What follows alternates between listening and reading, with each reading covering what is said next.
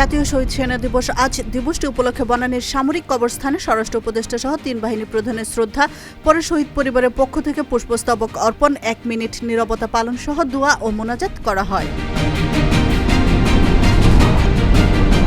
আইনশৃঙ্খলা পরিস্থিতি নিয়ন্ত্রণে কোনো বাহিনীর কারো গাফিলতি পেলে ছাড় দেওয়া হবে না, হুঁশিয়ারি স্বরাষ্ট্র উপদেষ্টা জাহাঙ্গীর আলম চৌধুরীর। আজ জাতীয় শহীদ সেনা দিবসে বনানীর সামরিক কবরস্থানে শ্রদ্ধা নিবেদন শেষে এই হুঁশিয়ারি দেন তিনি। সাবেক প্রধানমন্ত্রী শেখ হাসিনার নেতৃত্বে আওয়ামী লীগের যোগসূত্রে পিলখানায় হত্যাযজ্ঞ চালানো হয়, মন্তব্য বিএনপির মহাসচিব মির্জা ফখরুলের। আজ রাজধানীর বনানীতে পিলখানায় শহীদ সামরিক কর্মকর্তা ও সদস্যদের কবরে শ্রদ্ধা জানানো শেষে এই মন্তব্য করেন তিনি। বিএনপির ভাইস চেয়ারম্যান ও সাবেক মন্ত্রী আব্দুল্লাহ আল নোমান মারা গেছেন। আজ সকাল 6টার দিকে রাজধানীর একটি হাসপাতালে তার মৃত্যু হয়। এই তথ্য নিশ্চিত করেছে দলের চেয়ারপারসনের মিডিয়া উইং।